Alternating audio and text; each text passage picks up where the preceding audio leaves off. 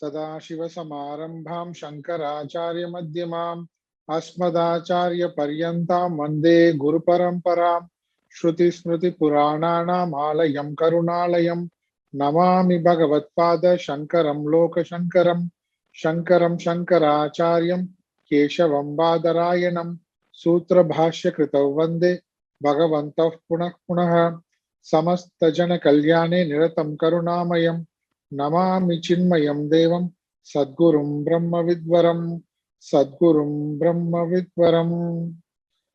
गीता ध्यान श्लोकम படிக்கலாம். ஓம் பார்த்தாய प्रतिबोधितां भगवता नारायणेन स्वयं व्यासेन ग्रथितां पुराणमुनिना मध्ये महाभारतम् अद्वैतामृतवर्षिणीं भगवतीम् अष्टादशाध्यायिनीम् अम्ब त्वामनुसन्ततामि भगवद्गीते भगवद्वेषिणीम्.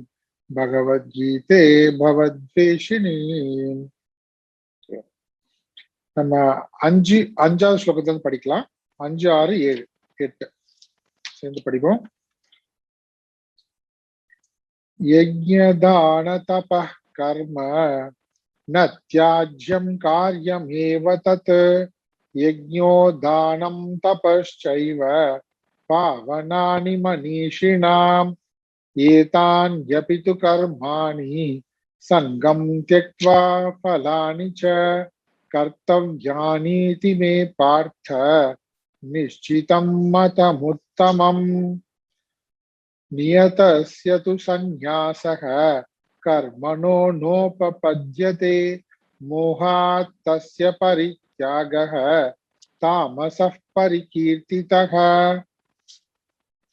दुःखमित्येव यत् कर्म कायक्लेशभयात् त्यजेत् सकृत्वा राजसं त्यागं नैव त्यागफलं लभेत्. இது வரைக்கும் பார்த்திருக்கோம். அர்ஜுனுடைய கேள்வி தியாகம் சந்நியாசம் இந்த ரெண்டுத்தினுடைய தத்துவம். அந்த தத்துவம் எப்படி எனக்கு தெரியணும்னா, அதுவும் முன்னாடி சொன்ன ஆகாரம், யஜ்யம், தான, தபம் இதெல்லாம் எப்படி தாமசிகம், ராஜசிகம், சாத்விகம்னு பிரிச்சு சொன்னீங்களோ அந்த மாதிரி இதையும் பிரித்து சொல்லணும்னு சொல்லி அர்ஜுன் கேட்கிறாரு. அதுக்கு கிருஷ்ணர் பதில் சொல்லும் போது எப்படி ஆரம்பிக்கிறாருன்னா, தியாகம் சந்நியாசம் என்பதை பற்றிய பொதுவாக பண்டிதர்களிடம் என்ன மாதிரியான அபிப்பிராயம் எல்லாம் இருக்கு, அவங்க என்ன மாதிரியான புரிதலோட இருக்காங்க அப்படின்னு சொல்றாரு. சொல்லிட்டு முக்கியமா சொல்றாரு, காமிய கர்மத்தை விடுவதே தியாகம்னு கவையக சில பேர் கூறுகிறார்கள். இன்னும் சில பேர் சர்வ கர்ம பல தியாகம் அதுதான் தியாகம்னு கூறுகிறார்கள். இங்க அந்த சந்நியாசம்ன்ற வார்த்தையே தனியா பயன்படுத்தல பகவான். ஏன்னா இந்த தியாகம்ன்றதே சந்நியாசம் தான், ரெண்டும் ஒன்றுதான். அப்புறம் இன்னும் மூன்றாவது கருத்து என்ன வச்சிருக்காங்க சில பேர், மனிஷினக தோஷவத்து, இந்த கர்மமே என்னது தோஷமுடையது, அதனால அதை விட்டுடணும். காமிய கர்மத்தை விடுவதுதான் தியாகம் சந்நியாசம் அப்படின்னு சொல்றாங்க. அதனுடைய தத்துவம்னு சில பேர் நினைச்சிட்டு இருக்காங்க. சொல்றாங்க சர்வ கர்ம பல தியாகம், எல்லா கர்மத்தினுடைய பலன்களையும் விடுவதுதான் தியாகம் சந்நியாசத்தினுடைய தத்துவம்னு சில பேர் சொல்றாங்க. இன்னும் சில பேரு கர்ம பலன் மட்டும் கிடையாது, கர்மமே தோஷத்தை உடையது, பிறப்பை கொடுக்கும். அதனால கர்மத்தை எந்த கர்மமா இருந்தாலும் அது எல்லாம் அனைத்தையும் விட்டுடணும் இப்படின்றதுதான் தியாகம் சந்நியாசம்ன்றத புரிந்து வைத்திருக்கிறார்கள், அதனுடைய தத்துவமாக புரிந்து வைத்திருக்கிறார்கள். அப்புறம் என்ன சொல்றாங்க, அதுக்கு எல்லா கர்மத்தையும் விடணுமா, யஜ்ய தான தப கர்மம் இது போய் எப்படி தோஷம் உடையதாக இருக்கும், இது நல்லது செய்யக்கூடியதான ஒருத்தனுக்கு, அதனால அதை விடவே கூடாதுன்னு சில பேர் அதுக்கு மறுப்பு தெரிவிக்கிறாங்க. சரி, இப்போ பகவான் என்ன சொல்றாரு 4வது ஸ்லோகத்துல இருந்து, என்னுடைய கருத்து என்ன, என்னுடைய கருத்து இந்த தியாக சந்நியாசத்தினுடைய தத்துவம் என்ன என்பதில் என்னுடைய கருத்தை நீ தெரிந்து கொள், இது 3 விதமாக இருக்கின்றது அப்படின்னு சொல்லிட்டு முதல்ல அந்த மறுப்பு தெரிவிச்சாங்க இல்லையா, தோஷம்னு சொன்னாங்க, கர்மங்கள் அனைத்தும் தோஷம்னு சொன்னவங்களை மறுப்பு தெரிந்தவங்க அந்த கருத்தை ஆதரிக்கிறார். யஜ்யதான தப கர்ம ந தியாஜ்யம், அந்த யஜ்ய தான தவம் இது 3, சாத்விக யஜ்யம், சாத்விக தானம், சாத்விக தவம், இது 3ஐயும் விடவே கூடாது. அது செய்துதான் ஆக வேண்டும். அதையும் காரியமேவ தத்து. ஏன்னு கேட்டா யஜ்ஞோதானம் தபஸ்சைவ பாவனானி மனுஷனாம். இந்த யஜ்ஞதான தவம் எல்லாம் என்ன பண்ணது? மனதை தூய்மைப்படுத்துகிறது. ஒருத்தனை ஞானத்திற்கு அடைவதற்கான தகுதியை அவனுக்கு ஏற்படுத்துகிறது. அவன் எடுக்கக்கூடிய தோஷங்கள் எல்லாம் நீக்கி, குற்றங்குறைகளை நீக்கி அவனை ஞானத்தை அடைவதற்கான தகுதியை அவனுக்கு கொடுக்கின்றது. இதையும் நம்ம பார்த்தோம். அப்புறம் என்ன சொல்ல ஆரம்பிக்கிறாரு? சரி, ஏதான் அபித்து கர்மாணி, இதையும் செய்ய வேண்டும். இதையும் செய்ய வேண்டும்னு அர்த்தம் யஜ்யதான தவமும் செய்துதான் ஆக வேண்டும். அப்படின்னா எதோட செய்து ஆக வேண்டும்? எதோட செய்தான் ஆக வேண்டும்னா சங்கம் தெக்துவா பலானிச்ச, நம்மளுடைய கடமைகளோடு சேர்த்து நம்மளுடைய நியத்த கர்மத்தையும் சேர்த்து இதையும் செய்துதான் ஆக வேண்டும். எப்படி செய்யணும்னா செய்யும் போது சங்கத்தை விட வேண்டும், நான் செய்கிறேன் என்ற எண்ணத்தை விட வேண்டும், நான் இரவோட கரணமாக இருந்து செய்கிறேன் என்ற எண்ணத்தோடு செய்ய வேண்டும். பலன் வரும்போது அதுலயும் பற்று வைக்கக்கூடாது. எந்த மாதிரியான சுக துக்க பலன்கள் வந்தாலும் அதை இறைவனுடைய பிரசாதமாக ஏற்றுக்கொள்ள வேண்டும். இது ரெண்டும் இதெல்லாம் சொல்றார். சொல்லிட்டு அப்படி செய்யும் போது இன்னொரு விஷயம் இருக்கு. இன்னொரு விஷயம் என்ன சொல்றது ஆட் பண்றார். என்னது? கர்த்தவியானீதி, இது செய்ய வேண்டியது. இதுல எந்த கேள்வியும் கேட்கறதுக்கு இடமே கிடையாது. கர்த்தவியானீதி, இது நான் செய்ய வேண்டியது என்று, இதுதான் பார்த்தமே நிச்சித்தம். அப்ப இதெல்லாம் செய்யணும்னு சொல்லிட்டாரு. இதெல்லாம் செய்யணும். இப்போ என்ன செய்ய போறாரு? இப்போ 3 வகையில கேட்டார்ல அர்ஜுனன். அந்த 3 வகையில சொல்லும் போது இந்த தியாகம் 3 வகை. என்ன 3 வகை? தாமசிக தியாகம், ராஜசிக தியாகம், சாத்விக தியாகம். அதுல 7வது ஸ்லோகத்துல தாமச தியாகத்தை பத்தி சொல்லிட்டு வர்றாரு. அதுல என்ன சொல்ல வர்றாரு? முன்னாடி சொன்ன கருத்தா பாருங்க. நியதஸ்ய கர்மாணி சந்நியாசக து ந உபபத்தியதே. நியத்த கர்மத்தை விட வேண்டும் என்பது ஒப்புக்கொள்ள முடியாதது. அப்படின்னா அதை விடவே கூடாதுன்னு அர்த்தம். அப்படி யாராவது விட்டாங்கன்னா, அதை தியாகம் செஞ்சாங்கன்னா, தியாகம்ன்ற வார்த்தைக்கு என்ன அர்த்தம்? துரத்தல், விடுதல், துறந்து விடுதல். இந்த நியத்த கர்மத்தை யாராவது துறந்து விடுவார்களே ஆனால் அது எப்படி இருக்கும்? மோகா தஸ்ய பரிதாக, மோகத்தினால், தஸ்ய நியதஸ்ய, மோகத்தினால் நியத்த கர்மத்தை, நம்மளுடைய கடமைகளை விடுவது என்பது பரித்தியாக என்பது தாமச பரிகீர்த்திதக, தாமச தியாகம் என்று கூறப்படுகிறது. அப்ப தாமச தியாகம். அது என்ன மோகம்? இங்க என்ன மோகம்னா முன்னாடி சொன்னாங்கல்ல தோஷவத்துன்னு, இதெல்லாம் தோஷவத்துன்னு சொல்றாங்க. இதெல்லாம் நமக்கு பந்தத்தை கொடுக்கக்கூடியது கிடையாது. நியத்த கர்மம் எப்படி பந்தத்தை கொடுக்கும்? அதனால அது மோகத்தினால அவங்க அப்படி தவறா புரிந்து கொள்கிறார்கள். அப்புறம் 2வது என்ன? நான் இந்த கர்மத்தை தியாகம் செய்வதற்கு, என்னுடைய கடமையை தியாகம் செய்வதற்கான தகுதியை பெற்றுவிட்டேன். அடுத்த கட்டம் கர்ம சந்நியாசத்துக்கான தகுதியை நான் பெற்றுவிட்டேன்ற கற்பனையாக செய்து கொள்கிறார்கள். இது ரெண்டுமே என்னது? மோகம். மோகத்தினால் துரத்தல். அந்த துரத்தல்ன்ற வார்த்தைக்கு தியாகம்னு பேரு. சரிங்களா? விடுவது, விட்டு விடுவது, கடமையை துரத்தல். நியதஸ்ய பரித்தியாக, நியத்த கர்மத்தை முழுவதுமாக விட்டு விடுவது, மோகத்தினால் விட்டு விடுவது, அது தாமச தியாகம். தெளிவா இருக்க ஆன்சர்? பதில் பிரித்தக் கேட்டால பிரித்தக் கேஷினி சூதன, பிரித்து சொல்லுன்னு சொன்னார்ல. எது தியாகம்? முதல்ல புரிஞ்சுக்கணும். என்ன புரிஞ்சுக்கணும்? இங்க பேசுவது கவுன தியாகம், முக்கிய தியாகம் கிடையாது, முக்கிய சந்நியாசம் கிடையாது. முக்கிய தியாகம், முக்கிய சந்நியாசம்ன்றது 2 நம்ம பார்த்தோம். வித்வத் சந்நியாசம், விவிதிஷா சந்நியாசம். அது 2ம் கர்மத்துக்கு அப்பாற்பட்டது. அதனால கர்மத்துக்கு உட்பட்ட தியாகத்தை பத்தி தான் இங்க பேசுறோம்.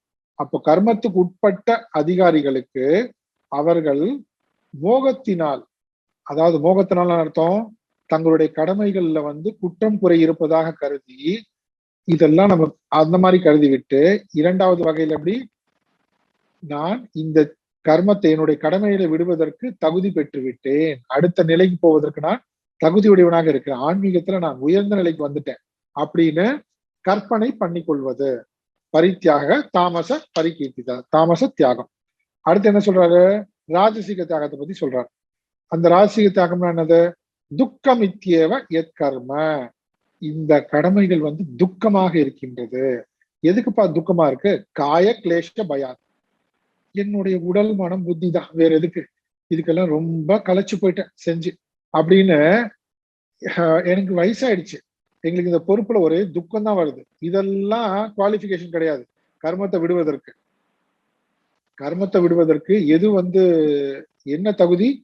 சித்த சுத்தி அடைந்திருக்க வேண்டும். சித்த சுத்தி அடைந்திருந்தா கர்மம் தன்னால விட்டு போகும்.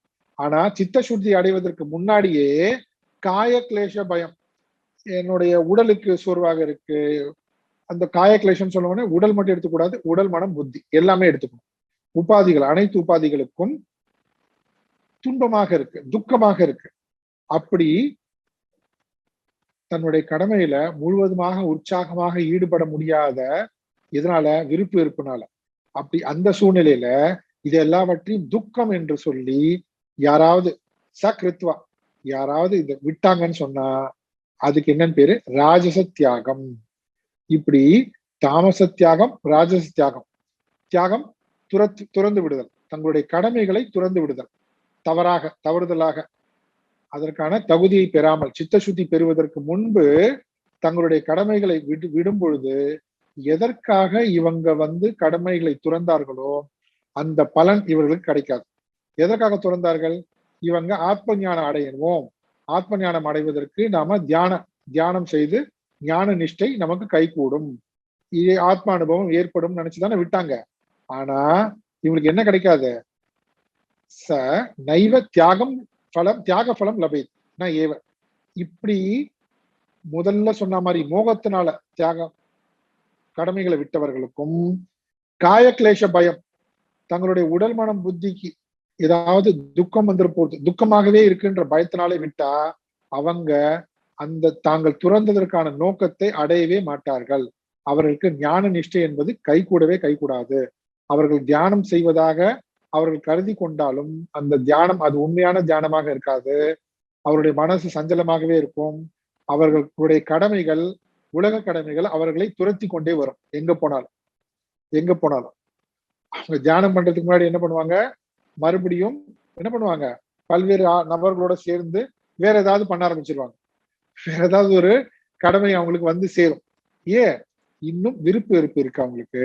விருப்பு வெறுப்பு போவதற்கு கர்மம் தான் ஒரே வழி. கர்மம், கடமை, நம்மளுடைய கடமையை செய்வதுதான் ஒரே வழி. அதன் மூலமாக கடமையை செய்வதன் மூலமாக விருப்பு வெறுப்பு நீங்கி சித்த சுத்தி ஏற்படும். இதுதான் கர்மத்தினுடைய பலன். ஆனா அது செய்வதற்கு முன்பே, அந்த சித்த சுத்தி அடைவதற்கு முன்பே ஏதாவது இந்த மாதிரியான காரணங்களை சொல்லி தாமச தியாகம் பண்ணாலும் சரி, ராஜசீக தியாகம் செஞ்சாலும் சரி, தியாகம்னு அர்த்தம் கடமையை துரத்தல். ஏதாவது ஒரு காரணத்தை சொல்லி மோகத்தினால முட்டாள்தனமாக கடமையை துறந்தாலும் சரி, தன்னுடைய உடல் மனம் புத்திக்கு தீங்கு நேரிடுகிறதுன்னு, துக்கம் வருகிறதுன்னு விட்டாலும் சரி, அவர்கள் அந்த தங்களுடைய கடமைகள் துறந்து அடுத்த நிலைக்கு போகணும் என்கின்ற அவருடைய குறிக்கோள் நிறைவேறாது. ஆத்ம ஞானம் ஞான நிஷ்டை அவருக்கு ஏற்படாது. இதுதான் சொல்லியாச்சு. அடுத்து என்ன? அடுத்து சாத்விக தியாகம். சாத்விகமாக மனநிலையில் துரத்தல். இது நம்ம பார்க்கலாம். 9வது ஸ்லோகம். 9வது ஸ்லோகம். காரியமித்யேவ யத் கர்ம, காரியமித்யேவ யத் கர்ம, காரியமித்யேவ யத் கர்ம, காரியமித்யேவ யத் கர்ம, நியதம் கிரியதேர்ஜுன, நியதம் கிரியதேர்ஜுன, நியதம் கிரியதேர்ஜுன, நியதம் கிரியதேர்ஜுன, சங்கம் த்யக்த்வா ஃபலம் சைவ, சங்கம் த்யக்த்வா ஃபலம் சைவ, சங்கம் த்யக்த்வா ஃபலம் சைவ, சங்கம் த்யக்த்வா ஃபலம் சைவ, சத்யாக சாத்விகோ மதஹ, சத்யாக சாத்விகோ மதஹ, சத்யாக சாத்விகோ மதஹ, சத்யாக சாத்விகோ மதஹ. சேர்ந்து படிப்போம். காரியமித்யேவ யத் கர்ம நியதம் கிரியதேர்ஜுன, சங்கம் த்யக்த்வா ஃபலம் சைவ, சத்யாக சாத்விகோ மதஹ. பாருங்க இங்கேயும் காரியம் இத்தியேவ. காரியம் அப்படின்னா அர்த்தம் என்னுடைய கடமை, இதை நான் செய்ய வேண்டியது, இதை நான் செய்ய வேண்டியது, அதான் அர்த்தம். காரியம்னு அர்த்தம் கடமை இல்ல, இதை நான் செய்ய வேண்டும், வேண்டும் செய்துதான் ஆக வேண்டும் என்று இத்தியேவ என்ற சிந்தனையில், என்ற சிந்தனையில், இத்தியேவ சிந்தனை என்ற புத்தியில், என்ற ஞானத்தில். என்ன ஞானம் இங்க? இது செய்துதான் ஆக வேண்டும். என்னது? நியத்தம் கர்ம. நியத்த கர்மம்னா என்ன? நித்திய கர்மம், நைமித்திய கர்மம். இது செய்துதான் ஆக வேண்டும் என்று யார் கிரியத்தை அர்ஜுன செய்கிறார்களோ, யார் செய்கிறார்களோ, இதுல கேள்வியே கேட்கல. ஏன் நான் தான் செய்யணுமா, ஏன் அவங்க செய்யக்கூடாதா, இப்படிலாம் கேள்வியே கிடையாது. நம்மளை நோக்கி ஒரு கர்மம் வந்தா, நம்மளை தேடி நமக்கு வந்தா, அது ஈஸ்வரனே கொடுத்தது. நம்மளை கருவியாக பயன்படுத்தி ஈஸ்வரன் அந்த காரியத்தை நிறைவேற்றுகிறார். இந்த எண்ணத்தோட இது நான் செய்ய வேண்டியது. ஏன்? நான் தேடி போல, என்னை தேடி வருது. இப்ப என்னை தேடி வரும்பொழுது அங்க என்ன இல்ல, அங்க என்ன இருக்கக்கூடாதுன்னா அந்த அகங்காரமும் விருப்பு வெறுப்பு இருக்கக்கூடாது. இந்த கர்மம்லாம் நான் செய்யணுமா, இதெல்லாம் தான் கடமையா, ஏன் வேற யாரும் இல்லையா, நானே தான் இழிச்சவாயினா, எல்லாம் என் தலையில தான் கட்டுவாங்களா, இப்படி எந்த எண்ணமும் இல்லை, எந்த எண்ணமும் இல்லை. என்னை தேடி வந்திருக்கு அப்படின்னா ஈஸ்வரன் எனக்கு கொடுத்தது. காரியம் இத்தி, காரியம் இது செய்துதான் ஆக வேண்டும் என்ற தெளிவு, என்ற சிந்தனை, தெளிவான சிந்தனையில் நியத்தம் கர்ம செய்ய வேண்டும். அதே நேரத்துல முன்னாடி ஒரு பாட்டுல வந்தது பாருங்க, 2 ஸ்லோகம் முன்னாடி, அதேதான் இங்க. சங்கம் தெக்வா, நான் செய்கின்றேன் என்கின்ற அகங்காரம் இல்லாமல், அகங்காரம் இல்லாமல். சரி, அப்படின்னா என்ன? சங்கம் கர்த்திருவ பாவனை. நான்றது கர்த்திருவம், நான் செய்கிறேன், நான் செய்கிறேன்றது கர்த்திருவம். அந்த எண்ணங்கள் விட்டு விட்டு, அந்த எண்ணம் இல்லாமல்.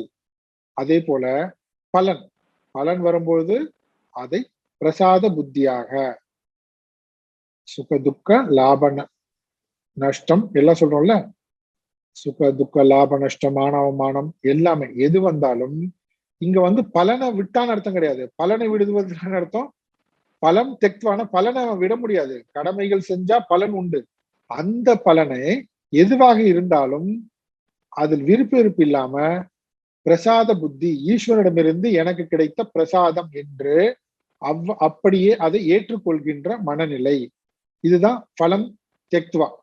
சங்கம் தெக்துவான அர்த்தம் நான் செய்கின்றேன் என்கின்ற கர்த்திருத்துவ எண்ணம் இல்லாமல், நான் கருவி, நான் தாசன், ஈஸ்வனுடைய அடிமை, ஈஸ்வனுடைய கருவி, என் மூலமாக இறைவன் இந்த செயலை செய்வித்துக் கொள்கிறார், நிறைவேற்றிக் கொள்கிறார். அப்ப அதுக்கு பலன், அந்த பலன் ஈஸ்வனிடமிருந்து எனக்கு வருகின்ற பிரசாதம். இப்படி 2 நிலையிலையும் இருக்கணும். அப்போ இது செய்துதான் ஆக வேண்டும். ஏன்? ஏன்னா நியத்த கர்மம். ஏன்? இந்த நியத்த கர்மம் எனக்கு கடமை என்று கொடுத்தது ஈஸ்வரன். என்னை தேடி வந்தது, நான் போகல, தானா வந்தது, ஈஸ்வரன் கொடுத்தது. அப்போ அந்த ஈஸ்வரன் கொடுத்தது யாருக்காக செய்யறேன்னு கேட்டா ஈஸ்வரனுக்காக தான். நீ செய்றியான்னு கேட்டா நான் எங்க செய்யறேன், நான் ஈஸ்வனுடைய கருவியாக இருக்கேன், ஈஸ்வனுடைய தாசனாக இருக்க. அப்போ இந்த கர்மம் செஞ்சா உனக்கு பலன் வருமே, வரட்டுமே, அதை நான் ஈஸ்வனுடைய பிரசாதமாக ஏற்றுக்கொள்கிறேன், எது வேணாலும் வரட்டும்.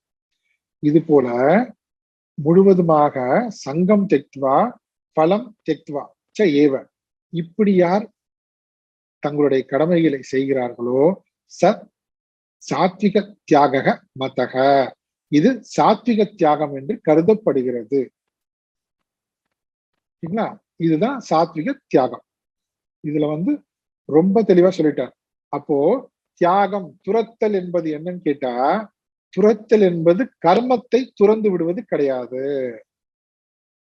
இங்க நியத்தம் கர்ம கிரியத்தை, அப்போ நியத்த கர்மத்தை செய்ய வேண்டும், கிரியத்தை செய்கிறார்கள். ஏன்? அது செய்ய வேண்டும், எது அது செய்ய வேண்டியது, அதனால நான் செய்யறேன்ப்பா. இப்ப அவங்கவங்க தனித்தனியா அவங்களுடைய நிலைக்கேற்றவாறு இதை புரிந்து கொள்ள வேண்டும்.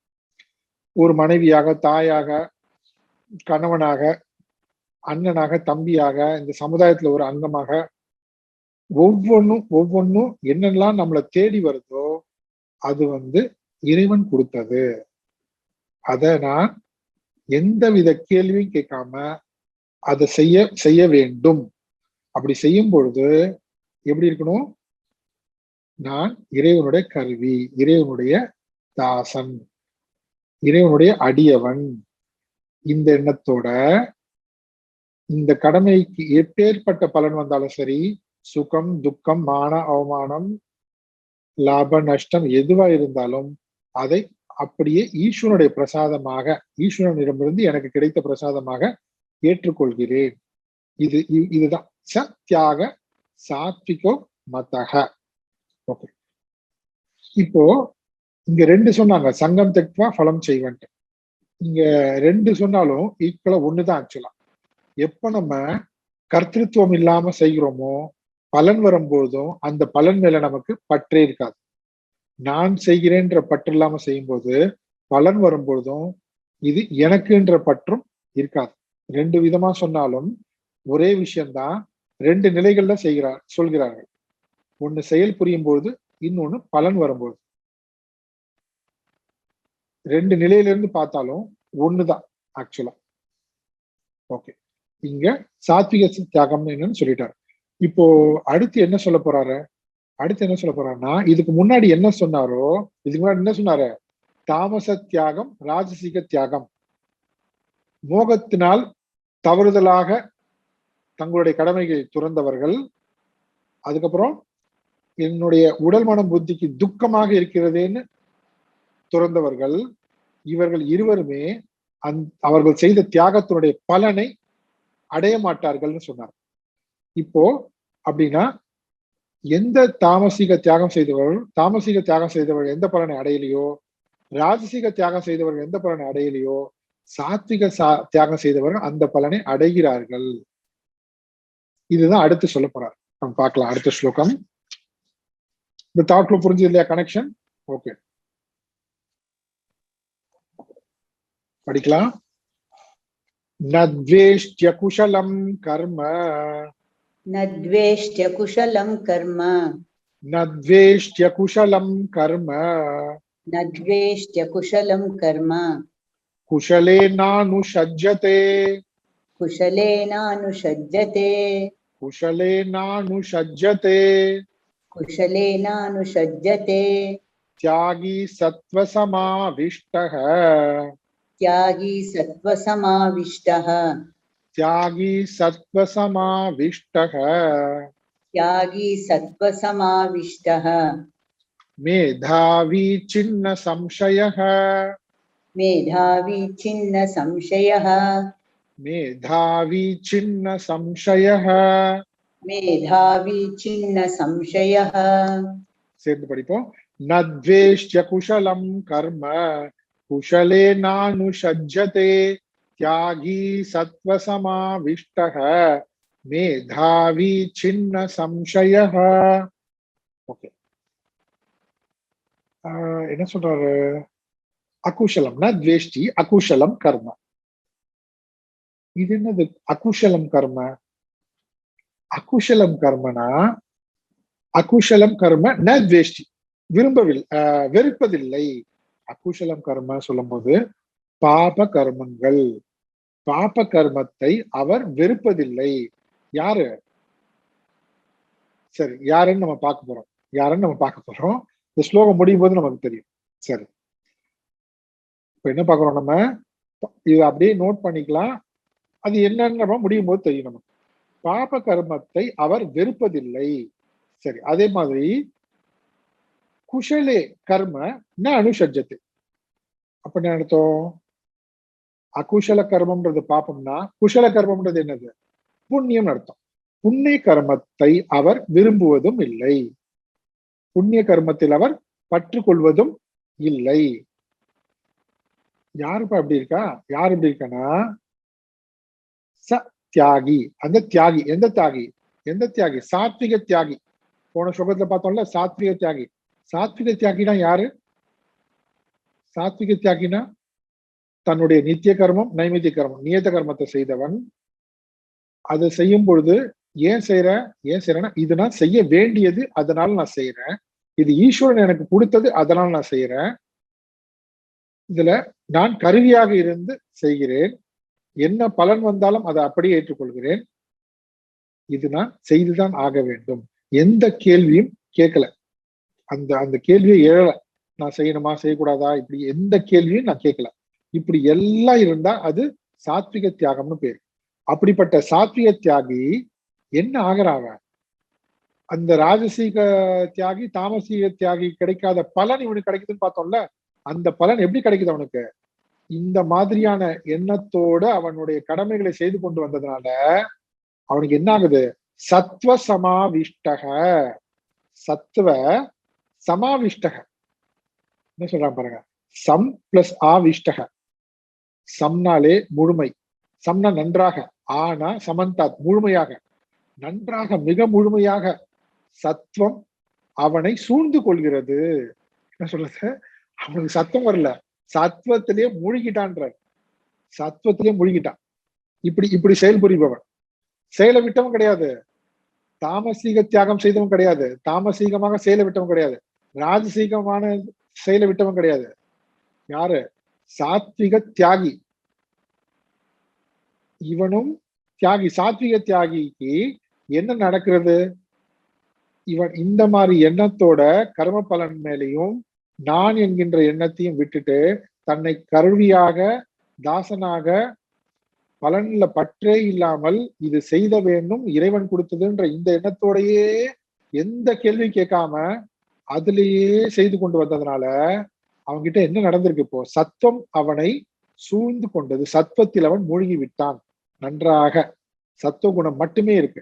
அப்ப ராஜசும் தமசும் அவன்கிட்ட இருந்து போயிடுச்சு. இப்போ சத்துவத்திலேயே மூழ்கி இருக்கிறதுனால இங்க என்ன அர்த்தம் அப்படி கேட்டா, சாதன சதுஷ்டயம் அவனுக்கு முழுமை அடைந்து விட்டது. அந்த கர்மயோகிக்கு என்ன ஆயிடுச்சு? இப்போ சாதன சதுஷ்டயம் ஞானம் பெறுவதற்கான அந்த தகுதிகள் முழுவதும் கைவரப்பெற்று விட்டான் அவன். அதனால என்ன நடந்தது அதுக்கப்புறம்? அப்புறம் என்னாச்சு அவனுக்கு? சாதன சதுஷ்டயம் வந்துருச்சுன்னா ஸ்ரவண மரணம். குரு கிட்ட போறான். குரு கிட்ட போய் ஸ்ரவண மரணம், நிதித்தியாசனம், தியானம். ஓகேவா? இது செய்யும்போது என்ன ஆகுது? மேதாவி. என்ன ஆகிறான்? மேதாவி ஆகிறான். நம்ம தமிழ்ல பொதுவா மேதாவி, அவர் பெரிய மேதாவின்னா என்ன சொல்லுவோம்? ஒரு துறையில. அவர் இசையில பெரிய மேதாவிப்பா, அவர் கணக்குல மேதாவி, அவரு விஞ்ஞானத்துல மேதாவி, இப்படி சொல்றோம்ல. இங்க மேதாவின்னு அர்த்தம் ஆத்ம ஞானம்னு அர்த்தம். ஏன்னா இது முழுக்க முழுக்க ஆன்ம ஞானம் தானே இங்க கருப்பொருளே.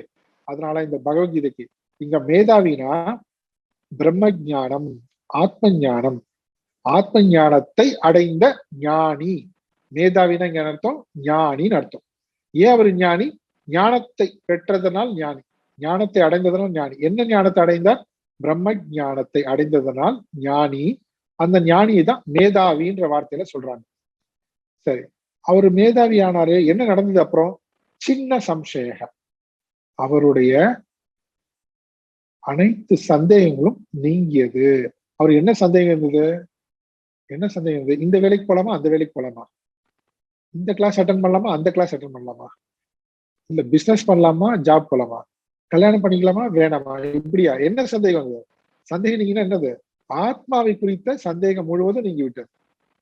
எது ஆத்மா, எது அனாத்மா, அந்த அந்த அனைத்து சந்தேகம் நீங்கியது. அப்ப அந்த சந்தேகம் நீங்கினதுனாலதான் என்ன ஆச்சு? ஞானம் அடைந்து அனைத்து சந்தேகம் நீங்கி தன் சொரூபமே பிரம்மம், தானே பிரம்மஸ்வரூபம் என்கின்ற ஞானத்தை பெற்று. சந்தேகம் இருந்தா கிடைக்காது. அதனாலதான் சத்துவம் ஆவிஷ்டாலேயே எல்லாம் முடிஞ்சிருச்சு.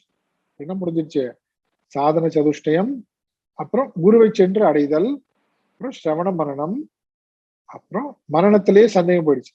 தியானம், அந்த தியானத்துல விபரீத பாவனை நீங்கிறது. நான் இந்த ஜீவன் என்கின்ற பாவனையும் நீங்கினதுனால அவருக்கு இப்ப சந்தேகமே இல்லை. தான் ஜீவன் அல்ல, தான் பிரம்மம் என்கின்ற அனுபவத்தை பெறுகிறார். எல்லா சந்தேகம் நீங்கினவனாக இருக்கார். இது யார் அடைஞ்சா? இந்த நிலையை அடைஞ்சது யாரு? இந்த நிலையை அடைஞ்சது தாமசி தியாகியா, ராஜசிக தியாகியா கிடையாது, சாத்விக தியாகி. சாத்விக தியாகினா யாரு? கர்மயோகி. அவன் என்ன செய்யறான்? நியத்த கர்மத்தை ஈஸ்வரனுடைய ஆணையாக ஏற்று எந்தவித கேள்வியும் கேட்காமல் அகங்காரமற்று பலனை பிரசாதமாக ஏற்றுக்கொண்டு, இது ரெண்டுத்துக்கும் வேற பேர்ல சொன்ன அர்த்தம் ஈஸ்வரார்ப்பண புத்தி பிரசாத புத்தியோடு இது செய்துதான் ஆக வேண்டும் என்கின்ற தெளிவான சிந்தனையோடு. அப்படின்னு அர்த்தம்னா இதை தட்டி கடிக்க மாட்டான், தள்ளி போட மாட்டான், வேற யார் தலையில கட்டலாமான்னு யோசிக்க மாட்டான். இது நான் செய்ய வேண்டியது, எனக்கு இந்த திறமை இருக்கிறது, அந்த திறமை ஈஸ்வரன் கொடுத்தது, இந்த காரியத்தை என்னால செய்து முடிக்க முடியும் அவருடைய அருளால, அதனாலதான் பகவான் இந்த காரியத்தை என்னிடம் கொடுத்திருக்கிறாரு. இப்படி முழுமையாக. இது மட்டும் இல்ல, இதோட சேர்த்து என்னது? யஜ்ஞதான தப கர்ம ந தியாஜ்யம் பகவான் சொல்றாருல, அதுவும் சேர்ந்து அதை விட்டுறக்கூடாது. யஜ்ஞ தான தவம் இதை செய்யணும். நியத்த கர்மம் அதோட சேர்த்து யஜ்ஞ தான தவம் இது எல்லாவற்றையும் எந்த பாவனையோட செய்யணும்னு சொல்லி கொடுத்துட்டாரு. இந்த பாவனையோட செய்யணும். இப்படி செய்கின்றவர்களுக்கு என்ன ஏற்படுகிறது? இந்த மாதிரியே செய்து கொண்டு போனா நம்ம வாழ்க்கை முழுக்க சாகர வரைக்கும் இப்படியே செய்யணும்பா, பிறவி எடுத்து அப்படி இல்ல. இப்படி செஞ்சுட்டே போனா அவன் கிட்ட இருக்கக்கூடிய ரஜோ குணமும் தமோ குணமும் நீங்கி விடுகிறது, சத்துவம் முழுவதும் மேலோங்குகிறது. அந்த சத்துவம் மேலோங்குறதுனால அவனுக்கு ஆத்ம ஞானத்துக்கான தகுதியான சாதன சதுஷ்டயம் நம்ம பார்த்தோம்ல, விவேக வைராகியம் சமாதி சக்தி சம்பத்தி முமுட்சுத்துவம், இந்த நான்கும். இது 18ஆம் அத்தியாயம் தானே, திருப்பி இதுக்கு விளக்கம் சொல்ல முடியாது, உங்களுக்கு தெரிஞ்சிருக்கும். ஓகேவா? முதல் சாப்டர் 2வது சாப்டர்லாம் சொல்லலாம். சாதன சதுஷ்டயம் என்ன கேட்கக்கூடாது. இப்படி யாருக்காவது தெரியலன்னா மற்றவங்க குரூப் டிஸ்கஷன் கிளாஸ்ல வேற எதாவது கேட்டுவாங்க. ஓகே, சாதன சதுஷ்டயம் முழுமை பெற்று அதன் மூலமாக ஈஸ்வனுடைய அருள்னால குருவிடம் சென்று அவன் சிரவண மரணம் நிதித்தியாசனம் செய்து மேதாவி ஆத்ம ஞானம் பெற்று எல்லா சந்தேகங்களும் அவனுக்கு நீங்கி விடுகிறது. கம்ப்ளீட்டா இங்க சொல்லிட்டார். என்ன சொன்னாரு? அதனால் அர்ஜுனா என்ன செய்யணும்? நீ வந்து சாத்விக தியாகம் செய். சாத்விக தியாகம் செய்யணும் நினைத்தோம், நீ கடனை விட்டுட்டு நான் ஓடி போயிடலாமா போர்க்களத்துல இருந்து? கிடையாது. அதுவா தியாகம்னா? இங்க நம்ம என்ன பேசுறோம்? கவன தியாகத்தை பத்தி பேசுறோம். கவன தியாகம் பத்தி செகண்டரி தியாகம் சன்னியாசம், செகண்டரி சன்னியாசம் அதை பத்தி பேசுறோம். இது என்னது? கர்மயோகியே தான் கவுன தியாகி, கர்மயோகியே தான் கவுன சந்நியாசி.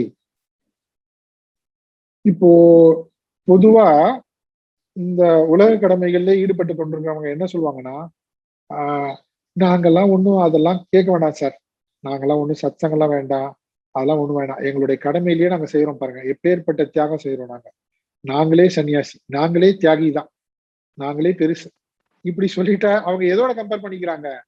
விவிதிஷா சந்நியாசம் அதோட கம்பேர் பண்ணிக்கிறாங்க. அது தப்பு, அது முட்டாள்தனம். அது அப்படி இல்லை. உங்களுக்கு புரியுதா என்ன சொல்ல வரோம்னா?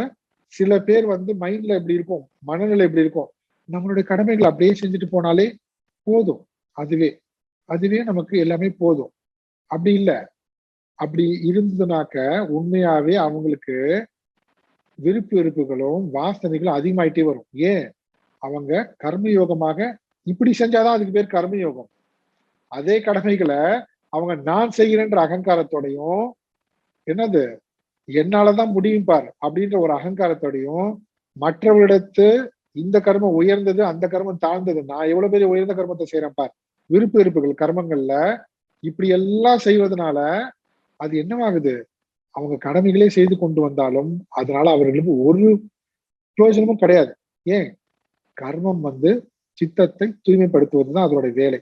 ஆனா அதே கர்மமும் அவர்களை மனதை சித்தத்தை தூய்மைப்படுத்துவதை விட்டுட்டு அதை அசுத்தப்படுத்துவதாக மாற்றுகிறது, அந்த கர்மமும் மாறுகிறது. அப்ப அதனால என்ன பண்ணணும்? இதுதான் கர்மயோகம். இப்ப சொன்னதுதான் கர்மயோகம். அதோட சேர்ந்து கடமையோட சேர்ந்து யஜ்ஞ தான தவம் சாத்விகம் 17ஆம் அத்தியாயத்துல பார்த்தோம், அதுவும் செய்ய வேண்டும் கம்ப்ளீட்டா. அப்போ யஜ்யம் பண்ணும் போதும் அகங்காரம் இருக்கக்கூடாது, வழிபாடும் போதும் தானம் பண்ணும் போதும் தவம் பண்ணும் போதும் இது எல்லாமே அப்ளிகபிள், இது எல்லாமே அப்படிதான் இருக்கணும். அதான் சாத்விக தியாகம்னு சொன்னாரு முன்னாடி. சாத்விக என்னது, சாத்விக யஜ்யம், சாத்விக தானம், சாத்விக தபஸ் சொன்னார்ல, அதுதான். அதே இது இங்க கடமைக்கும் கொண்டு வந்துட்டார். கடமைக்கு கொண்டு வந்துட்டு இப்ப 2வது வரி படிச்சிட்டோம். இப்படிப்பட்டவர்கள், இப்படி அடைந்த பிரம்மஞானம் அடைந்தவர்கள், இது போன்று இருப்பவர்கள், அவர் அந்த ஞானிக்கு என்ன கிடையாது, அகுஷலம் ந துவேஷ்டி. அவர் என்ன பண்ண மாட்டாரு, பாப கர்மங்களை வெறுக்க மாட்டார். குஷலே ந அனுஷப்தத்தை, குஷலே கர்ம ந அனுஷப்தத்தை. புண்ணிய கர்மங்களை அவர் பற்றுக்கொள்ள மாட்டார், அதில் பற்றுக்கொள்ள மாட்டார். என்ன அர்த்தம்? பாபம்னா என்னது? பாபம்னா நமக்கு தெரியும் துக்கம். எப்படி துக்கம்? அது நரகத்துக்கு கொண்டு போய் விடும், கீழான பிறப்புகளை கொடுத்துரும். அதனால அது துக்கம்னு அர்த்தம். சரி, அதே மாதிரி புண்ணியம்னு அர்த்தம், புண்ணியம் மேலான பிறவிகளை கொடுக்கும், இன்பத்தை கொடுக்கும், சுகத்தை கொடுக்கும். அதனால அது புண்ணியம். பொதுவா சாதகர்கள் இல்லைன்னா என்ன பண்ணுவாங்க, பாப கர்மத்தை கண்டு அஞ்சுவாங்க. அதே மாதிரி புண்ணிய கர்மத்தை விரும்பி விரும்பி விரும்பி செய்யணும்னு நினைப்பாங்க. ஆனா இந்த ஞானிக்கு என்னது, பாப கர்மங்களை கண்டு அவர் அதை வெறுப்பதில்லை. அப்படின்னு அர்த்தம். பாவமா செஞ்சுட்டு போவார்னு அர்த்தமா? பாவமா செய்வாரு, தப்பு தப்பா எல்லா காரியம் செய்வார்னு அர்த்தமா? புண்ணிய கர்மத்திடம் பற்றுக்கொள்வதில்லை அப்படின்னா அவர் புண்ணியமே செய்ய மாட்டார் அர்த்தமா? என்ன சொல்ல வராங்க, இவர்கள் கர்மத்திற்கு அப்பாற்பட்டு போய்விட்டார்கள் அர்த்தம். கர்மம்ன்ற அந்த கர்ம சக்கரத்துக்கு அப்பாற்பட்டு சென்று விட்டார்கள் அர்த்தம். கர்மம், பாப, புண்ணியம், பிறப்பு, இறப்பு, அதுல உயர்ந்த பிறப்பு, தாழ்ந்த பிறப்பு, சுக துக்கம், நரகம், சொர்க்கம், இப்படி எல்லாம் இருக்கு இல்லையா? இந்த மாதிரியான எல்லா விதிகளையும் கடந்து விட்டவர்கள் அர்த்தம். அவரை எந்த விதத்திலையும் இந்த கர்மம் தீண்டவே தீண்டாது, அதை கடந்து விட்டவர்கள் புரிஞ்சுக்கணும். இப்ப சொன்னது கம்யூனிகேட் ஆச்சா கரெக்டா? ஏன் என்ன சொல்றாங்க பாருங்க, என்ன மாதிரியான சுதந்திர நிலை பாருங்க. அது சுதந்திர நிலைன்னா அர்த்தம்னா நம்ம பயந்து பயந்து பயந்து பயந்து செய்யணும்ல. இது பாவம், இது கர்மம், இது தப்பு, இது சரி, இப்படி இருக்கணுமா, இந்த மாதிரி மனதுல ஒரு பேக்ரவுண்ட்ல ஒரு எண்ணம் ஓடிட்டே இருக்கும் நமக்கு. ஐயோ நம்ம சரிதான் பண்றோமா, தப்பு தான் பண்றோமா, இது இப்படி ஆயிடுமா, இது இப்படி பலனை கொடுத்துருமா, இப்படி இந்த மாதிரி எல்லாம் அந்த நிலையே அவருக்கு இல்ல, அந்த நிலையே இல்ல அவருக்கு. அதனால நம்ம என்ன நினைச்சு கூடாது, அவர் பாபத்துக்கு எல்லாம் கடந்து விட்டவர்ன்றதுனால பாவமா செய்வார்னு அர்த்தம் கிடையாது. அதே மாதிரி புண்ணியமே செய்ய மாட்டார். அப்படி உங்களுக்கு புரியுதா என்னன்னு விஷயம்? அவங்க சொல்ல வந்த கருத்து என்ன, இந்த மாதிரி நிறைய இடத்துல வரும் சாஸ்திரங்கள்ல. அப்படி வரும்போது என்ன சொல்ல வந்தாங்கன்னா, அவர்கள் பூரண சுதந்திரம் அடைந்து விட்டவர்கள் அர்த்தம். பாக்கி யாருமே சுதந்திரமானவர்கள் கிடையாது, பாப புண்ணியத்திற்கு கட்டுண்டவர்கள், பந்தப்பட்டவர்கள்.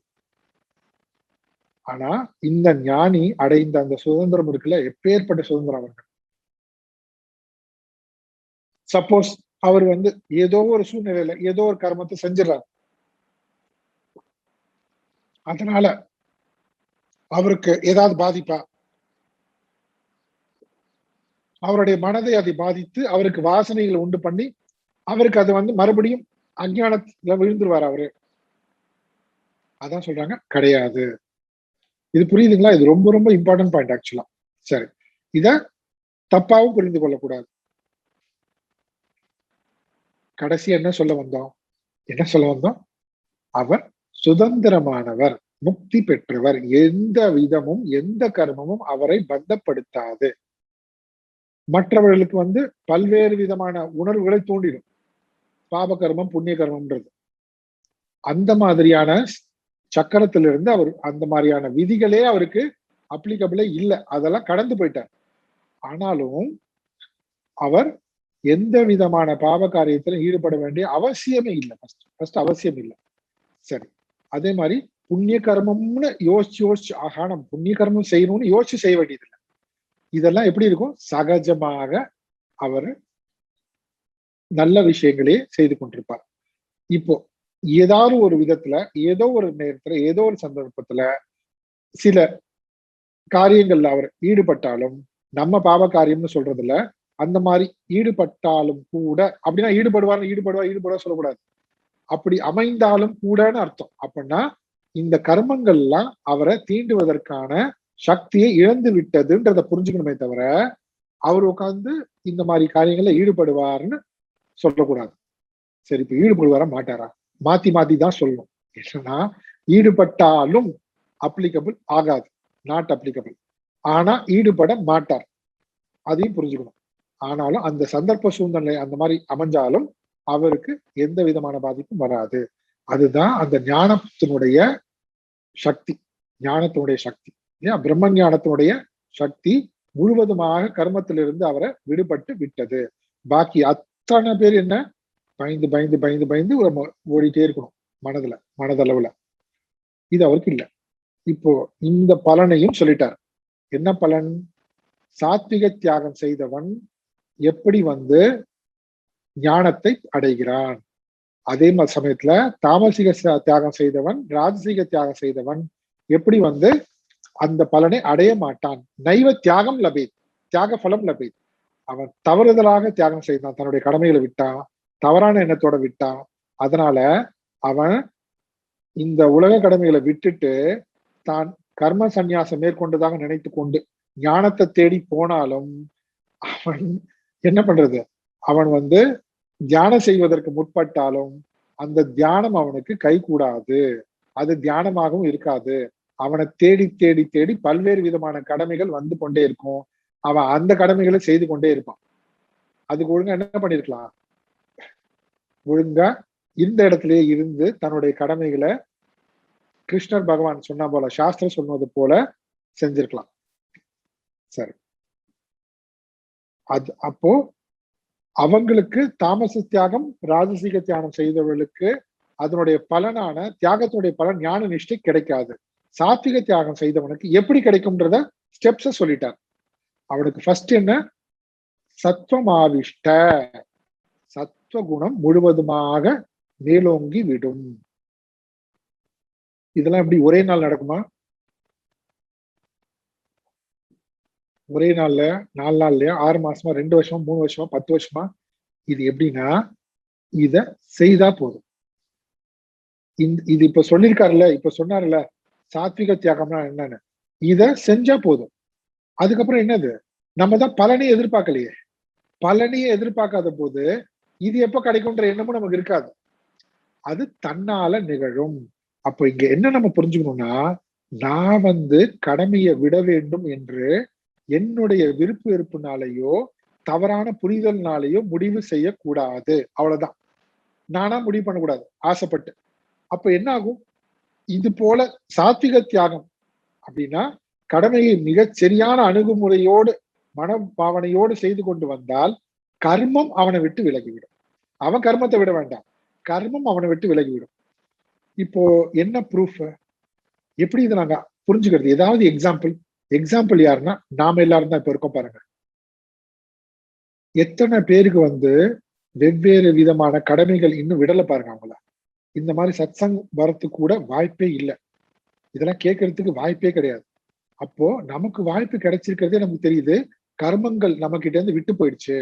இப்போ இங்க இருக்கவங்க யாராவது இப்போ செய்ய வேண்டிய கடமைகளை தவிர்த்துட்டு எப்படியோ போய் தொலையட்டும், நல்ல வேலை நம்ம போய் கிளாஸ்ல உட்காந்துக்கலாம், அப்படி கிடையாது. சத்சங் போலாம், அங்க போலாம், அப்படி கிடையாது பாருங்க. நம்மளுடைய கடமைகளை சரியாக செய்து கொண்டு வரும்போது சாத்விக தியாகம், அதுதான் சாத்விக தியாகம். அந்த சாத்விக தியாகத்தோடு செய்து கொண்டு வரும்போது பகவானுடைய அருள்னால நம்மளுடைய கடமைகள், உலக கடமைகள் நம்மளிடம் தன்னால விடுபட்டு போகுமே தவிர, நான் கான்சியஸா நான் தகுதி பெற்று விட்டேன், நான் ஆன்மீகத்துல முன்னேறிட்டேன், எனக்கு இதுல ஈடுபாடு, நான் எவ்வளவு பெரிய ஆள் தெரியுமா, எனக்கு இதெல்லாம் வேண்டாம், எனக்கு இதெல்லாம் உலக பந்தம் இப்படின்னு ஆன்மீகத்தை அறகுறையாக படிச்சுட்டு பேசிட்டு தெரிஞ்சுக்கிட்டு கர்மத்தை விட்டா அவங்க எந்த விதமான ஆன்மீக முன்னேற்றமும் பலனும் அவங்களுக்கு கிடைக்காது. ஆனா இந்த சாத்விக தியாகத்தோடு கடமையை சரியாக செய்யும் போது அவருடைய ரஜஸ் தமஸ் நீங்கி சத்துவம் மேலோங்கி அவர்களுக்கு ஈஸ்வனுடைய அருளால் குரு கிடைத்து அந்த குரு மூலமாக ஸ்ரவண மரணம் தியானம் இதெல்லாம் நமக்கே தெரியுது. நம்ம பார்த்தோம்ல, நமக்கு குருதேவ் கிடைச்சிருக்காரு. கொஞ்சம் வருஷம் முன்னாடி நம்ம எல்லாருமே சொல்லுவோம், எங்களுக்கு என்னன்னே தெரியாது, சின்மயானந்தர்னா யாருன்னே தெரியாது, குருதேவ்னா யாருன்னே தெரியாது. எப்படி வந்தாரு? லக்காது. அந்த லக்கிய நமக்கு மட்டும் அப்ப ஈஸ்வரன் வந்து ஸ்பெஷலா நமக்கு கிடையாது. அப்ப பாத்தீங்கன்னா இது தெரிந்தோ தெரியாமலோ நாம பல்வேறு பிறவிகள்ல செஞ்சு கொண்டு வந்திருக்கோம். இந்த பிறவிலையும் அது கண்டினியூ ஆகுது. அதனால நமக்கு இது நம்மளே தான் ப்ரூஃப். என்ன ப்ரூஃப்னு கேட்டா நம்மளே தான் ப்ரூஃப். ஏன் நம்மளால நம்மளுடைய கடமைகளை செய்து கொண்டே என்ன கிடைச்சிருக்கு நமக்கு? சாஸ்திரம், ஆத்ம ஞானத்தை குறித்த சாஸ்திரமும் நமக்கு கிடைத்திருக்கிறது. இதுவேதான் ப்ரூஃப். அப்ப என்ன செய்யணும்? நம்ம அப்படியே கண்டினியூ பண்ண வேண்டியதுதான். வேற எதுவும் யோசிக்க வேணாம். எப்ப நான் குடும்பத்தெல்லாம் விட்டுட்டு போறேனோ, எப்ப எனக்கு இதை தொல்லலாம் நீங்க போதும், இப்படிலாம் செய்ய வேண்டியதே கிடையாது. இப்போ என்னுடைய கடமை, நான் இருக்கிற நிலையில, கல்யாணம் ஆனவனோ ஆகாதவங்களோ, பிசினஸ் மேனோ வேலை பார்க்கறாங்களோ, ஆணோ பெண்ணோ, இந்த சமுதாயத்துல பெரிய பணக்காரனோ இல்ல ஏழையோ மிடில் கிளாஸோ எதை வேணா எதுவுமே தடை இல்லை. இந்த கர்மயோகத்தை, சாத்விக தியாகத்தை பின்பற்றுவதற்கு வயதோ, சமுதாய அந்தஸ்தோ, ஆண் பெண் வேறுபாடோ, ஜாதியோ, மதமோ எதுவுமே இங்க வந்து தடையே இல்லை. இந்த உண்மையான ஆன்மீக நெறிய கடைபிடிப்பதற்கு இத கடைபிடிச்சா கேரண்டி. அவரே சொல்றாரு, சாத்விக தியாகி. இங்க தியாகின்றது சாத்விக தியாகின்னு போட்டுக்கணும் 10வது ஸ்லோகத்துல. சாத்விக தியாகி சத்வம் அவனை அறியாமல் சத்வம் அவனுக்கு மேலோங்கும். அந்த சத்துவம் மூலமாக என்ன ஆகும்? ரஜோகுணம் தமோகுணம் நீங்குகிறது. அப்போ மனசஞ்சலம் அடங்குகிறது. தவறான புரிதல் எல்லாம் நீங்குகிறது. தவறான புரிதல்ன்றது தாமசம், ரஜோகுணம்ன்றது உலகப்பற்றுக்கள். இது மேலே அப்படியே இது வேணும் அது வேணும் அது வேணும், இதுதான் இன்பம் தரும் இதுதான் இன்பம் தரும்னு, அதுதான் ரஜஸ். இது ரெண்டும் நீங்கும். ரெண்டும் நீங்கி அவனுடைய மனது உள்முகப்படும். இப்படிப்பட்டவன் மேதாவி. மேதாவினா யாரு? ஞானி, பிரம்ம ஞானம் அடைந்த ஞானி. அவனுக்கு அனைத்து சந்தேகங்களும் நீங்கி விடுகிறது. இதுதான் சொல்றேன். இப்போ நம்ம முன்னாடி பார்த்தோம்ல, இதுக்கு முன்னாடி பார்த்தோம், இது அவசரப்பட்டு என்ன பண்ணக்கூடாது? தாமசிக தியாகம், ராஜசீக தியாகம் பண்ணக்கூடாது. அத இங்க மறுபடியும் வான் பண்றாங்க. இப்போ ஆன்சரும் சொல்லும்ல பகவான். பல்வேறு கருத்துக்கள் இருக்கு. பல்வேறு கருத்துக்கள் என்ன? சில பேர் வந்து காமிய கர்மத்தை விடுவதே தியாகத்தினுடைய தத்துவம். சில பேர் என்ன சொல்றாங்க? சர்வ கர்ம பல தியாகம், அதுவேதான் தியாகத்தினுடைய தத்துவம். இன்னும் சில பேர் எல்லா கர்மத்தையும் விடுவதே தியாக கர்மம். ஐயோ, யஜ்ஞ தான தவம் பண்ணணும், இப்படிலாம் சொன்னாங்களா வெவ்வேறு கருத்துக்கள். இப்போ பகவானுடைய ஃபைனலா இதுதான்ப்பா நான் சொன்னேன். அர்ஜுனா, நீ கேட்ட கேள்வி என்ன? தியாகம், சந்நியாசம், பிருத்தக், இத சாத்விக ராஜசிக தாமசிகம்ன்றது என்னன்னு எனக்கு சொல்லு அப்படின்னு கேட்டல. இதுதான் அப்படின்னு டைரக்ட் ஆன்சர் இங்க சொல்றாரு. இங்க சொல்லும் பொழுது நீங்களே கண்டுபிடிச்சிருவீங்க அந்த 4 ஒப்பீனியன்ல எது வந்து பகவான் அக்செப்ட் பண்ணிக்கிறார், எது பகவானுடைய கருத்தை ஒத்து போகுது. 11வது ஸ்லோகம். நஹி தேஹப்ருதா சக்யம், நஹி தேஹப்ருதா சக்யம், நஹி தேஹப்ருதா சக்யம், நஹி தேஹப்ருதா சக்யம், त्यक्तुं कर्माण्यशेषतः, त्यक्तुं कर्माण्यशेषतः, त्यक्तुं कर्माण्यशेषतः, त्यक्तुं कर्माण्यशेषतः, यस्तु कर्मफलत्यागी, यस्तु कर्मफलत्यागी, यस्तु कर्मफलत्यागी, यस्तु कर्मफलत्यागी, सत्यागीत्यभिधीयते, सत्यागीत्यभिधीयते, सत्यागीत्यभिधीयते. सत्यागीत्यभिधीयते. சேர்ந்து படிப்போம். நஹி தேஹப்ருதா சக்யம் त्यक्तुं कर्माण्यशेषतः, यस्तु कर्मफलत्यागी सत्यागीत्यभिधीयते. தேகபிருதா, இங்க தேகபிருத் அப்படின்னு என்ன அர்த்தம்னா உடல் எடுத்துள்ள ஜீவன் போட்டிருக்கீங்க. டிஸ்பிளே க்ளோஸ் பண்ணிக்கலாம். ஓகே, தேகபிருத். தேகபிருத்தான அர்த்தம்னா இங்க உடல் எடுத்துள்ளன்னு போட்டிருக்கேன். அப்படின்னா உடல் எடுத்துள்ள கிடையாது, உடல் பற்றுள்ளவர்கள், தேகாபிமானம் உடையவர்கள், அதீத தேகாபிமானம். தான் இந்த உடல்ன்றதுல அவ்வளவு ஐடென்டிபிகேஷன், அபிமானம், அதுல இருந்து கொஞ்சம் கூட விலகவே இல்லை. நான் இந்த உடல், மனம், புத்தி அப்படியே அவ்வளவு பற்றோட இருக்காங்கன்னு அர்த்தம். இந்த உடல் பற்று, உடல் மனம் புத்தியில அவ்வளவு பற்றுடையவர்களாக இருப்பவர்கள் அசேஷத்தக கர்மாணி தியக்தும் நகி சக்கியம், அனைத்து கர்மங்களையும் முழுவதுமாக விடுவது என்பது அவர்களுக்கு சாத்தியமே கிடையாது. இந்த உடல் மனம் புத்தி மேல அதிகமாக பற்று வைத்திருப்பவர்கள் கடமைகளை விடுவது என்பது அவர்களுக்கு சாத்தியமே கிடையாது. அப்படின்னு அர்த்தம், தாமசிக தியாகம் பண்ணக்கூடாது, ராஜசிக தியாகம் பண்ணக்கூடாதுன்னு அர்த்தம். அப்படி பண்ணாங்கன்னா அவங்க தியாகம் நைவ ந லபேத், தியாக பலம், அந்த தியாக பலம் அவங்களுக்கு கிடைக்கவே கிடைக்காது. ஏன் இப்படி சொன்னாருன்னா, இந்த பற்றுக்களை நீக்குவதற்கு தான் கடமைகள் வழி. ஆனா பற்றுக்கள் நீங்கவே இல்லை, ஆனா நான் கடமை மட்டும் விட்டுறேன். இது எப்படி இருக்கு? நான் ஆபீஸ்க்கு வரேன், ஆனா நான் வேலை செய்ய மாட்டேன், எனக்கு சம்பளம் மட்டும் கொடுத்துருவோம், எனக்கு சம்பளம் மட்டும் கொடுத்துரு. இது நடக்குமா? அந்த மாதிரி இவர் உடல் பற்று மனம் புத்தியில அவ்வளவு அதிகமான பற்று இருக்கு, நானா கடமையை செய்ய மாட்டேன் அப்படின்னு சொல்லவே வாய்ப்பு இல்லை. இப்ப என்ன பண்ணும்? யக தூ, ஆனால் யக தூ, எவர் கர்மபல தியாகி.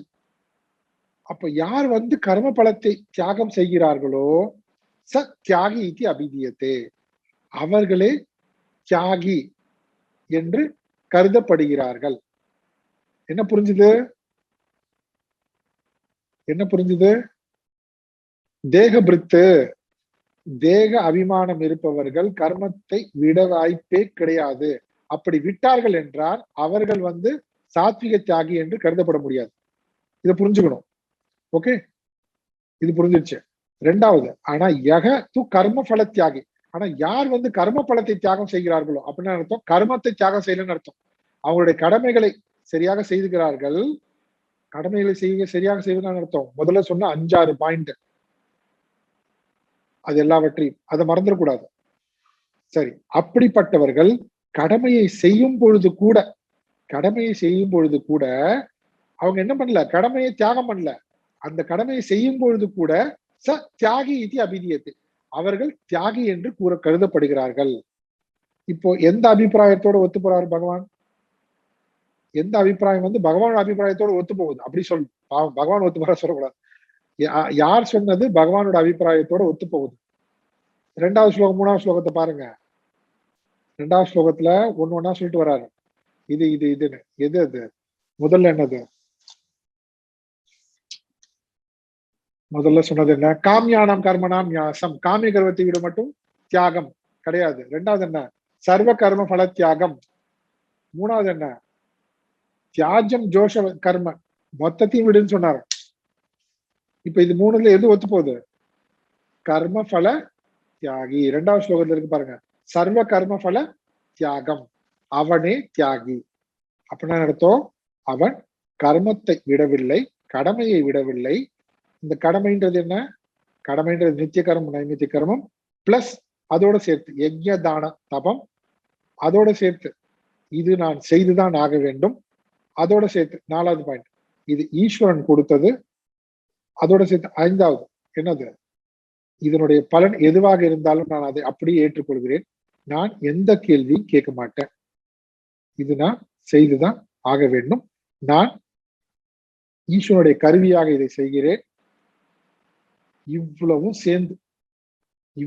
சேர்ந்துதான் தியாகி என்று அழைக்கப்படுகிறார். அவனே சாத்விக தியாகி. டைரக்ட் ஆன்சர், சாத்விக தியாகின்னு பகவான் சொல்லிட்டார். அவன் கர்மத்தை விடவில்லை, கர்ம பலனை விட்டு விட்டான்.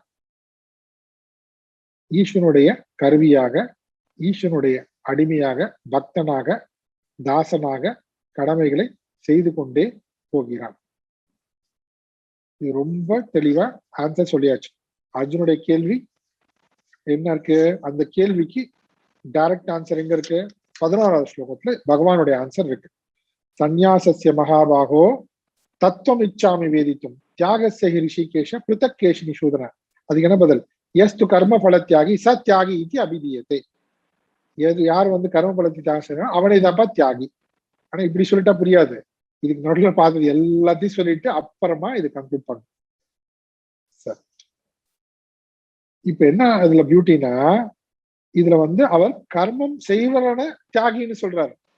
ஆனா சாத்விக தியாகமும் ராவசிக தியாகம் தாமசிக தியாகம் ராசிக தியாகம் தான் செய்யறவன் கர்மத்தை விட்டவன் அவன் தியாகின்னு நினைச்சிட்டு இருக்கான். ஏன்? இன்னும் அவர்களுக்கு சித்த சுத்தி ஏற்படவில்லை. சித்த சுத்தி ஏற்படாமலேயே அந்த சித்த சுத்திக்கு அவசியமாகின்ற கடமைகளை விட்டா அது ஒண்ணு சாத்விக தியாகம், இன்னொன்று ராஜசிக தியாகம். அவங்க ரெண்டு விதமும் அந்த பலனை அடைய மாட்டாங்க. ஏன்? உங்களுக்கு இன்னும் சித்த சுத்தி அடையல. அப்புறம் இங்க இருந்து சாதன சதுஷ்டயம் வரப்போகுது. அதுக்கப்புறம் இங்க இந்த சிரவண மரணம் கிடைக்க போகுது. நிதித்தியாசனம் அதுக்கப்புறம் இங்க ஞான நிஷ்டை கிடைக்க போகுது. எதுவுமே கிடைக்காது. ஆனா சாத்விக கர்மம், சாத்விக தியாகம் செய்தவர்களுக்கு இது எல்லாமே கை கொடுக்கிறது. ரொம்ப தெளிவா சொல்லிட்டு, அதனால அர்ஜுனன் கேட்ட கேள்விக்கு பதில் கர்ம பல தியாகி. யார் கர்ம பல தியாகியோ அப்படின்னா கர்மத்தை எவன் செய்கிறானோ, கர்ம பலத்தை தியாகம் செய்கிறானோ அவனே தியாகி, சாத்விக தியாகி. அதனால அர்ஜுனா நீ என்ன செய்யணும்? உன்னுடைய கடமை செய்யும். சாத்விக தியாகியாக நீ உன்னுடைய கடமையை செய்தால் நீயே கவுன சந்நியாசி, நீயே கவுன தியாகி. இன்னைக்கு நம்ம இதோட நிறைவு செய்யலாம். ஏதாவது இதுல டவுட் சந்தேகம் இருந்தா நீங்க கேட்கலாம். இல்லைன்னா குருதேவோட அஷ்டோத்திரம் படிப்போம்.